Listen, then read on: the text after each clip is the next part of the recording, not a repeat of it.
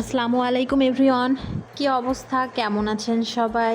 আশা করি সবাই ভালো আছেন। আলহামদুলিল্লাহ আমিও ভালো আছি। যাই হোক, রংপুরে তো আপনাদেরকে দেখানোর মতো তেমন কিছু খুঁজেই পাই না, তারপরও আজকে চলে আসলাম আমাদের প্রাণপ্রিয় রংপুর চিড়িয়াখানায়। যদিও এটা ছোট বাচ্চাদের জায়গা, সবাই আমরা পরিচিত এই জায়গার সাথে, সবাই এসেছি, সবাই ঘুরেছি, সবাই এই জায়গাটা সম্পর্কে অনেক কিছুই জানি।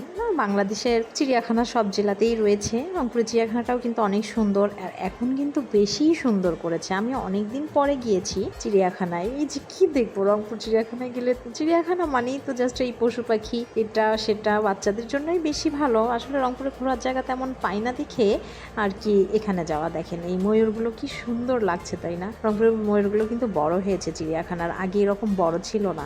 এবার যে দেখি ময়ূরগুলো ভালোই বড় হয়েছে। এছাড়াও অনেক নতুন নতুন পশু পাখি এনেছে দেখলাম। দেখেন কতগুলো ময়ূর, কিন্তু ময়ূর পাখা করেনি, পাখা যদি নাড়তো খুব ভালো লাগতো দেখতে। এই দেখেন কুমির। তারপরে চলে গেলাম কুমিরের রাজ্যে, কুমিরকে একটু দেখে নিলাম। কুমিররাও ডানায় উঠেছিল, পানিতে ছিল না তারা, সবাই ডানায় উঠেছিল। আসলে আমরা গিয়েছিলাম দুপুর টাইমটা, ভিডিও করার জন্য আসলে দুপুর টাইমটা গিয়েছিলাম। দুপুর বলতে কি বিকালই হয়ে আসছিল, এরকম সময় গিয়েছিলাম। আর এখন রংপুর চিড়িয়াখানাটা আসলে হয়ে গেছে ছেলে মেয়েদের আড্ডাখানা। ফ্যামিলি নিয়ে যাওয়ার মতো সেরকম পেস একটু কমই আছে, তারপর বাচ্চা কাচ্চারা তো আছেই। আগের মতো পরিবেশ আসলেই রংপুর চিড়িয়াখানার আমার কাছে মনে হলো নাই, কিন্তু চিড়িয়াখানাটা আগের চেয়ে অনেক সুন্দর করেছে। এই পাখিটার নাম আমি ভুলে গিয়েছি, আসলে কি যেন নাম ছিল পাখিটার।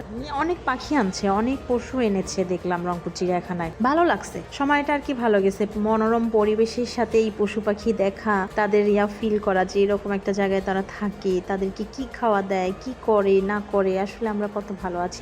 আলহামদুলিল্লাহ, আল্লাহ আমাদেরকে মানুষ সৃষ্টি জাতি হিসাবে তৈরি করেছেন, এজন্য আল্লাহর কাছে লাখো কোটি শুকরিয়া।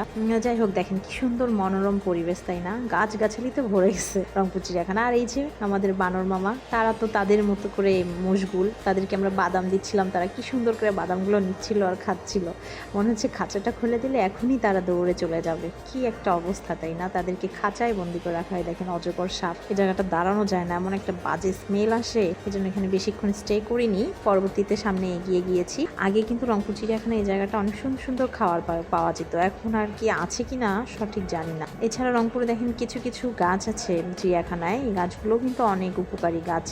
এগুলো দিয়ে ঔষধও তৈরি করা হয় আমার জানা মতে, সঠিক বলতে পারছি না, আপনাদের জানা থাকলে অবশ্যই জানাবেন। দেখেন কি সুন্দর লাগছে, তাই না? পুরো প্রকৃতিটাই সুন্দর লাগছে, ভালো লাগছে, সময়টা কাটাতে ভালো লেগেছে। আসলে আমরা দুইজন গিয়েছিলাম একটু ঘোরার জন্য, ঘুরে ফিরে ভালোই লাগছে মোটামুটি। এই যে প্রাণবন্ধ সবচেয়ে ভয়ঙ্কর জিনিস রংপুর চিড়িয়াখানার বাঘ, আচ্ছা এগুলো মানে গাধা, এই যে জিরাফ, অনেক অনেক পশু পাখি এসেছে। কিন্তু আগে রংপুর চিড়িয়াখানায় এত পশু পাখি ছিল না, এখন যতটা এসেছে। যদিও আমরা জানি চিড়িয়াখানাটা একটা ডাজেন্ট ম্যাটার, যে এরকম কোনো কিছু না ভিডিও দেওয়ার মতো, কিন্তু কি করব বলেন, রংপুরে বসবাস করছি, রংপুরের যদি ঐতিহ্যগুলোকেই তুলে না ধরি আপনাদের সামনে তাহলে কি হয়? ইনশাল্লাহ রংপুরের আরো ছোট ছোট যে জায়গাগুলো আছে সেগুলোতেও আপনাদের সাথে ঘুরতে যাব, আপনাদেরকে দেখাবো।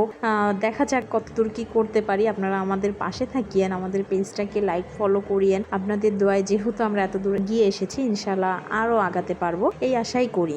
রংপুর চিড়িয়াখানাটা অনেক বড়, এই যে ঘোরাফেরা আগের চেয়ে কিন্তু চিড়িয়াখানা অনেক সুন্দর করছে, এখন ওরকম গন্ধ নাই। এই সেই করতে করতে যেটা হচ্ছে রংপুর চিড়িয়াখানার গেট। আচ্ছা ঠিক আছে, সবাই ভালো থাকবেন, সুস্থ থাকবেন, দেখা হবে নেক্সট কোনো ভিডিওতে ইনশাআল্লাহ। আল্লাহ হাফেজ।